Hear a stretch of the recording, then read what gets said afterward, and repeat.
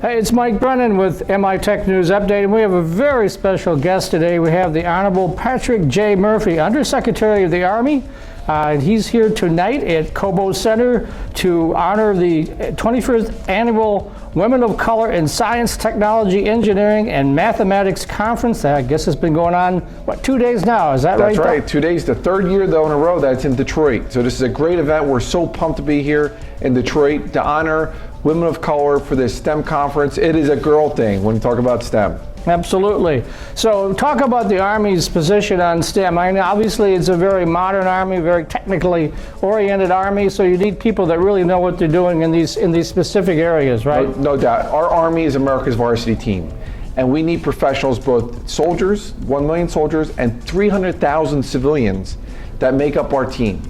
And a lot of these civilians, what they do is they are in STEM, they are engineers, they are scientists. And we have 3 awardees at this conference that work for our Army every day. And what they do every day is they wake up and they say, what can we do to make our family safe here at home?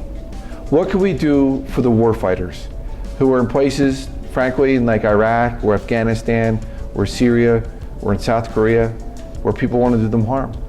And what they do is they make sure that our warfighters don't have a fair fight. They have the technical and tactical advantage over our enemy. So what special programs does the Army have in place to help develop folks with these STEM skills? We have a bunch of programs that we want to make sure that we empower our people. So I'll give you an example. Right here in Detroit, right up the road, we have the Detroit Arsenal. Right here in Detroit, we make robotics. We make autonomous driving vehicles. These are the vehicles, these are the things that we're making today, 3D printing, etc., that we're putting out with our warfighters in places like Iraq and Afghanistan right now. But it's being made, it's being innovated here in Detroit and across our country. We could not be more proud of our 3 women honorees at this conference in Detroit. And they actually work, in different places. Mostly out of, the 3 happen to be out of Aberdeen Proving Grounds, out of the DC area.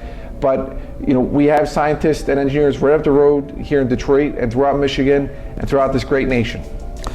And so I was with you yesterday when you toured TACOM, and I know there's about 8,000 folks over there, and a lot of heavy research is going on.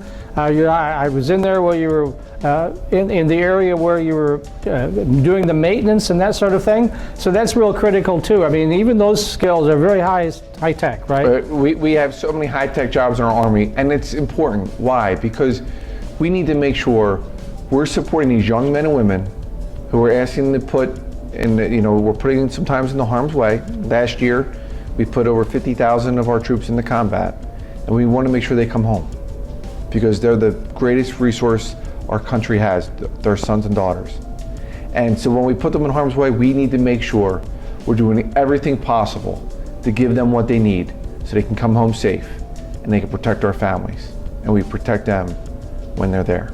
So by honoring these folks at conferences like this, hopefully more women and young men, for that matter, will come into STEM careers in the Army. No doubt. We have a ton of women in the STEM careers already in our Army, but we need more. We're in the talent management business. We bring in over 130,000 people in our Army every year. And these great young Americans could do a lot of other things, but they want to live a purpose-driven life. They want to be part of a team that is bigger than themselves. And what greater place to do it than the U.S. Army? Because whether it's here at home or away, when the President of the United States picks up the phone and dials 911, or a governor in a state, if there's flooding or a natural disaster, he calls the United States Army, and we respond. And our duty, our sacred duty, is to win, to do what's necessary to keep our families safe, and always be ready to fight tonight.